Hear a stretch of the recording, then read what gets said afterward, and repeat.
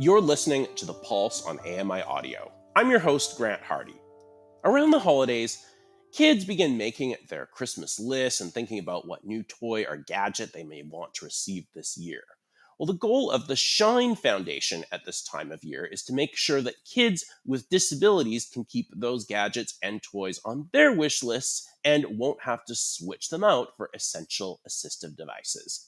We've been talking about the Canada Post strike on the channel quite a lot and how it's affecting the disability community. It is no different for the Shine Foundation, who usually receive their donations by mail, and these donations are crucial to making a difference in their dreamers' lives. CEO of Shine Foundation, Tiffany Houston, is going to be joining me on the show today to tell us about the Shine Foundation's work, their holiday fundraising campaign, and how they're responding to the Canada Post strike. Tiffany has 30 years of experience with fundraising organizations like Make-A-Wish Canada and the Heart and Stroke Foundation. She's been CEO of Shine Foundation since October 2023, and I am very excited to welcome her to The Pulse.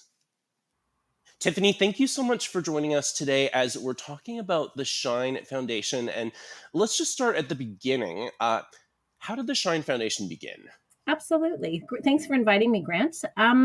So the Shine Foundation was established in 1987 by a London, Ontario police officer, and it was a legacy for his son who had passed away from muscular dystrophy. And what he wanted to do was he wanted youth like his son to be inspired to reach their future goals.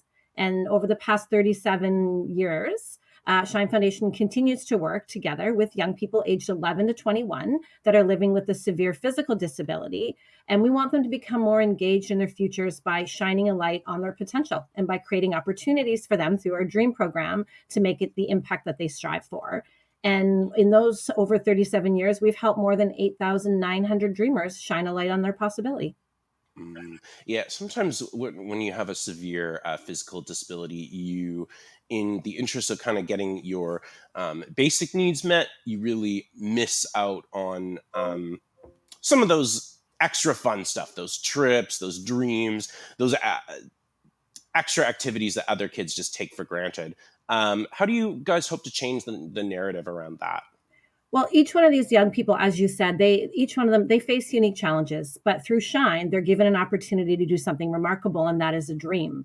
So it's imperative that now in the age range of the 11 to 21, because that's when they understand cause and effect, they understand impact. So during this time period, during their most crucial stage of development, they're going to see their future as one full of opportunity and possibility rather than ones that have barriers and challenges. And a dream is a fully customized experience for them, developed alongside them, and is as unique as them based on their interests and their passions and their imaginations. So we believe in letting our dreamers believe that I can versus I can't is something that's possible. So you mentioned that Shine Dream is really very collaborative. What is the process like? Is there, an application, a nomination? What kind of happens after someone gets approved? Yeah, we work with referral sources across the country, and the referral sources are usually occupational therapists, physical therapists. It can be their family doctor. They come to us with the opportunity. We make sure that they fit our criteria, and then we work one-on-one with them. And again, it's really just for them to figure out what has impact on the other. So if they want to do a trip, for example, it's okay that that's what they dream for, but why a trip? What's it going to do for you? What are the barriers you're going to overcome? So we really work one-on-one with them for them to develop that themselves. Perfect. Thank you. So we have, we want to talk about some examples here. One of them is Lakshmi. Am I saying that correctly? Yeah, you are. Great. So she's a 16-year-old girl from Ontario who lost both her eyes due to cancer at the age of 2 and had a very impactful dream that the Shine team helped her fulfill, the Shine Foundation team. Can you tell us a little bit about that? Absolutely. I actually got the privilege of being able to accompany Lakshmi on her dream. As you said, she was diagnosed at the age of 2 with retinal blastoma. So she lost both of her eyes. She has a prosthetic in both eyes. And she really worried about what was going to lie ahead for her and how to navigate any unfamiliar environments, like going to university or going to work one day. And she really dreams of being able to thrive independently as a lawyer or a politician. And she wanted to know what the adjustment would be for her. So she specifically requested from us the chance to meet face to face with people in those fields that had severe vision loss that she would be able to ask questions of and ask them, what are the roadblocks? What have they met in their careers? How have they been able to get past that? And what's the feasibility of her being able to do that as well? And I asked her, why politics or why law, Lakshmi? And she said, I don't want to live my life and die thinking that I didn't change the world. I want to change the world. I want to do something special. So I got to accompany her to Parliament for the afternoon, and we met with the Honorable Carla Qualtrough, who is the first ever minister with a disability. Carla has 5% vision without her glasses and 10% with them. And Carla was born with her disability. And she was able to ask her a million questions. And Carla was so humble and open and answered everything with thought and care, and really just spent the afternoon and like literally questions from being a lawyer, because Carla had been a lawyer, or going into politics and being a mom. And Lakshmi, because she felt so comfortable with her, asked her a million questions. Then we attended the question answer period, which she also loved because this happened to be a really crazy day for the prime minister. And it was a Wednesday. So the prime minister was the one to answer all questions. And Lakshmi loves to debate. So this was kind of fun for her to hear it. And I got the joy of being beside her, being her eyes. So we would hear someone speaking and I would say, okay, that's, this person, or that's the prime minister, or now Carla's to your left if you were looking straight ahead. So it was really cool for her and I to be discussing this throughout the whole thing. Then after that, she got to meet the prime minister, and she spent 15 minutes with him in his office. And again, he was very gracious and generous of his time. He was briefed and knew who she was and was very positive with her, and thanked her for wanting to do politics and how important it was to have people with a disability in that realm. So it was really great for her to do that. And then on the second day in Ottawa, she spent the day with two lawyers also who had a vision impairment, and she accompanied them to court as they tried a case. That's so cool. And Yeah. so cool that you guys were able to make that happen, but also just so, what an insightful dream for, a young person to select. But definitely as someone with vision loss myself can relate to that feeling of not really knowing what's maybe coming up on your life path or how to achieve it. So that's very cool, and cool that you guys supported her in that. Did she give you any insight on, maybe some of the best advice that she received during her visits with any of these folks? I have to admit, I had goosebumps because at one point they were chatting. And like I said, she asked Carla a million questions. And Carla said to her, the biggest advice I can give you, and this was so raw and so just what would seem like basic advice, but was so empowering for her. She said, these were Carla's words, was, I spent my life trying to fake it till I made it. She said, I tried so hard for people not to see my disability, because back in the 70s when she was born, there was no accommodations. There was a blind school. She wasn't allowed to be in a regular school, as she put it. And she said, you, Lakshmi, have the luxury of knowing what you are capable of. You are capable of so much, she said to her. She said, so don't be afraid to ask people to give you the pieces you need to reach your goals, because you can do anything. Just ask for help. Don't be afraid, like I was. So, yeah. So relatable. Gave me goosebumps. Tiffany, Yeah. go ahead. And it was funny because on the walk back, then Lakshmi said, during the day, we were talking about her, that she's not bilingual. And she had said, I don't think I need to be. And I was like, oh, Lakshmi, if you want to be a politician or a lawyer, especially a politician, you're going to have to learn how to speak French. Because while we're in question and answer period, half of the questions were answered in French, half of them were asked in French. So she leaned over at one point, she goes, here's my aha moment. I need to learn French. So on the walk back to the hotel, I said, how was your day? And she said, I don't think I want to be a lawyer or a politician anymore. And I'm thinking, oh no, what happened? She said, no, I want to be the prime minister. So Oh, there you go. I just gave her the hugest hug, and I was like, aim high, kiddo. Like, yes, aim to be the prime minister. So it was a great day. Yeah. So it really seems like it changed her outlook really on life. I know you've touched on this a little bit, but what's that change that you saw in her? She's just the most positive and studious kid. She does a lot of other extracurricular activities. She wrestles and stuff, and I'm supposed to go see her wrestle. And it's been canceled 3 Fridays in a row because she is studying, and this is what she wants. And she knows after meeting with both the minister as well as the 2 lawyers that she can achieve this. So she's studying even harder because she knows that those barriers can be overcome. Oh, that's fantastic. So you guys really, like really on a very personal level, like it's like a family. You really develop a connection We do. with the families and the people as well. We do. We do, because I don't know if people know this, but it's 4 times more expensive to raise a child with a disability. So the family can't always think about the nice to haves. They're dealing with things like medications and doctor's appointments, taking time off work, all of that, that when we get to come in, we get to help them with those accessible pieces that aren't always accessible for them. So we work on a lot of things with them. We become very close to the families and dealing with moms and dads.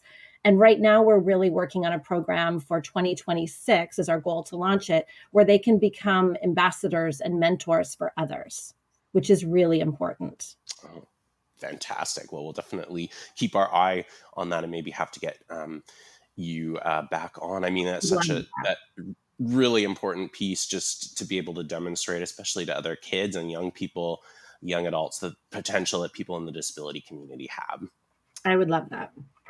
Let's talk about the holidays. What types of fundraisers or projects is Shine working on?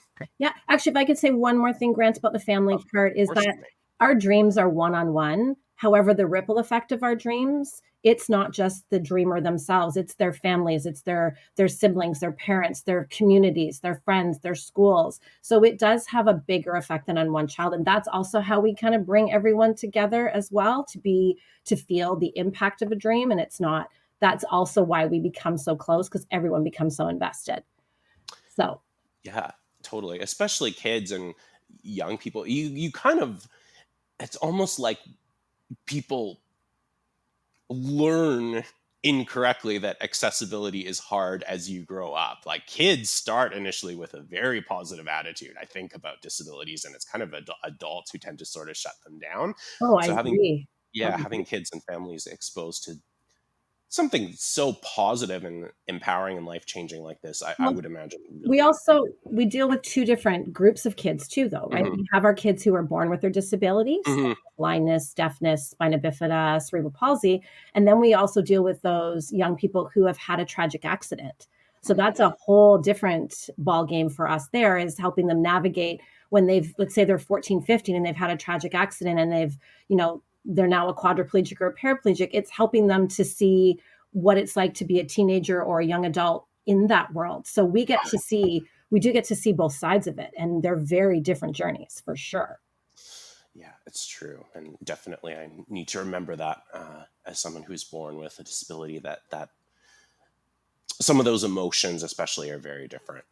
So it's very important, empowering work that you're doing. Can we talk about, the holidays are coming up? What types of fundraisers, projects are you guys working on right now? Yeah, so we just came off of our Giving Tuesday, very successful match campaign that we had, which was fantastic because, as you know, the strike, the Canada Post strike, is on, and that's affecting charities across the country. So we did have a very generous donor. We were able to match that donation. We now have our holiday giving campaign out because we do still have 8 dreams that are waiting for us to be able to have the funding to do, because we raise about a third of our funding in the final 2 months of the year. And with mail not going out and mail not coming in, we are being affected. So we are trying every way, all hands on deck, to contact our donors. And through the holiday campaign, we also have a bunch of corporate donations coming in. And then we're planning for our next year, because January 1st is just around the corner, and we have a lot of plans for next year. Anything next year uh, that you can kind of preview us on in terms of plans or initiatives that are coming Yeah. up? Yeah, we started in our first party this year. It was our inaugural year of Come to Slay. So what we were asking people is to, just like you had said earlier about they don't understand the disability, we had asked people to fundraise, and we had a sledge hockey tournament, a para ice hockey tournament, and we strapped people into sleds to see how much that sport is needed, and how we put it was to bring accessibility to center ice and to see the importance of adaptive sport for our dreamers, because we do have quite a few that is their dream, is to have adaptive sporting equipment. And it was phenomenal for our first year. So we are going to continue that in Toronto, and we will then also do it in Calgary next year. We'll have 2 of them. Thank you for sharing. That's fantastic. So one thing I'm really hearing is that a lot of your the dreams that you provide are really transforming perceptions about people with disabilities and their potential. So this is a really cool one. Let's talk about Andrew and who he is, and his all-terrain wheelchair that you were able to set him up with. Yeah, he's a very social young guy, and he's very, very smart guy. And what he seeks is the independence for outdoor activity. And right now, the fact that he is reliant on his manual wheelchair, and he's longing for those moments of independence and being outdoors, because he comes from the Maritimes, which has stunning outdoor scenery. He's not able to get in those places like the rest of his family and friends, and he wants to be able to explore like everybody else. But the problem while imagining his dream with him, it's apparent that some of the all-terrain wheelchairs on the market, they're impossible for him to be able to transfer in and out due to his ability and the strength that he has. So the ones that we're looking at are in the tens of thousands of dollars. And as I mentioned earlier, families can't always prioritize that over all the other priorities that they need for accessibility. So we're working with Andrew right now to have the ability to be able to get through the mud and snow out there in the Maritimes in what is called the Magic 360 all-terrain rig. And that's what we're working on with him right now. And that ability for him to be able to do that and have more independence, not only will he see the beauty and wonder around him in the Maritimes, he is going to be able to improve his independence. He's going to have this accessibility to explore, and that's going to boost his mental health and his overall well-being right now. Oh, 100%. So is he pretty excited? How would you say he's feeling right now as he's getting set up? He's thrilled. He's thrilled. And we can't wait to see his expression when he actually gets it. So, yeah. Do you have anything you can tell us about, maybe for past members as adults now, what impact you're seeing, any kind of other success stories you wanted to chat about? Yeah, I can share one in particular. I can share 2, actually. I'll do them quickly. One I just was able to participate in, and one happened a long time ago. So Taylor, when she was 14, she was a gymnast. You guys have had Taylor on your show a bunch. I know she's been on AMI quite a few times. She had an accident, became a quadriplegic during her gymnastics accident. Her dream was to meet Ryan Seacrest, because in her world, he was an icon in the media world. And Taylor had always had an interest in entertainment. The process of sharing stories was always fascinating to her. At school, she was always student council president. She was in charge of the morning announcements. She liked to do on-air stuff. So she got to meet him at the iHeart Festival, the music festival, the radio fest, and he was the host. So when she got back, after being able to see him in action and the advice that he had given her, she wanted to pursue her dream in entertainment. She went to TMU for radio and television program, and she completed an internship with Global News and ET Canada. And she's now a huge TikTok influencer because of her dream and being able to witness it firsthand. That's wonderful. Yeah. And then I got to spend, now Avon still really, he has just gotten his dream. I was out in the summertime, spent 3 days with him out in Whistler. He also had an accident a year prior. He was a downhill mountain bike competitor and had an accident, and had the same accident as Taylor, actually, and is a quadriplegic. And his whole thing is, he said, my feet are not meant to be on cement. They're meant to be on the trails. So his dream was to have a bowhead cycle. Again, a very expensive adaptive bike. And I got to go out to see him actually try it for the first couple times. And his dream is to be able to race it next year. Because BC is very much, they have a big event out there. And he said to me, in a year, I will be back on the trails. And the bike is very rigid. Mhm. And he learned that you can pull a pin from it and make it be able to have that 45-degree angle. So when he showed me that, I had a little bit of a heart attack, and I was like, "Oh, I'm not ready for this, Avon. I know you are, but I am not." And he has crashed a few times, but is loving every minute of being able to get back to what it is that he loves to do, and that is compete. Oh, fantastic. Well, we'll keep Yeah, our eye on that for sure. yeah. You guys actually have had a fair amount of celebrities, high profile people that have gotten involved. Yeah, we have celebrities that have helped out. We are looking right now for some more voices to help us. An event. Well, that's another thing that we're doing. We're doing something called 30 Seconds to Shine, and that is giving our kids the opportunity to be on influencers' platforms to talk about themselves. So we are working with some celebrities to do that. You touched on this earlier, but just in case you have anything you wanted to add, can talking about the relationship you build with the youth and the families that you support.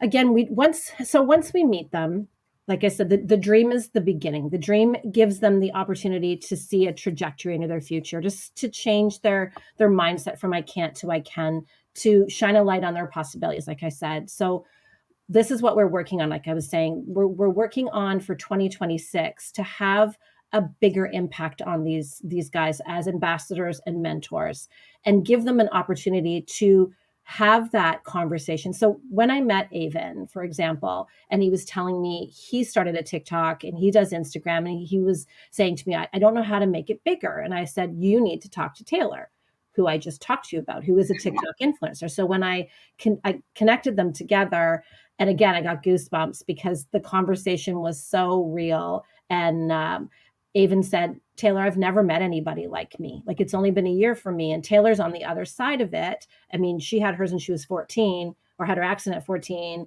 her dream at 19. She's now in her third, she's 31. So she's on the other side and could give him so much good advice. So it's a matter of connecting all of these guys together to then have that network of people who truly understand what they're going through. Yeah, 100%. Yeah. Um, just curious, when you think about the Shine Foundation, what are some of your dreams for the future? Oh my goodness. I want to be a household name. I want everyone to know who we are. We are small, but we are mighty, and we change lives. And being part of being able to change somebody's life is huge. And so my goal is to be amplify our voice, to make sure that we are known across the country, and to be able to change a life every single day in every province and territory by 2030. That's my goal. And like I said, to give these kids not just a dream that's going to, give them that trajectory in their future, but to give them that network of people who can support them. And like Lakshmi, give them the opportunity to speak to others who can help them understand what barriers could or may not be there. Yeah, and that's so important. Yeah. Thank you for all that you do. Just curious, if people maybe aren't able to donate right now this holiday season, what kind of campaigns throughout the year, or just other ways that people can donate to the Shine They Foundation? can always go to shinefoundation.ca and make a donation at any time. And then just keep going back and seeing what third parties we have in their neighborhoods, what campaigns we have going, because we always have stuff on the go. So they can just keep going back to shinefoundation.ca. Brilliant. Thank you so much for coming on the show. Wonderful to talk to you, and we certainly hope to have you back Thank you, to chat Grant. about the foundation in the future. Thank you. I would love to.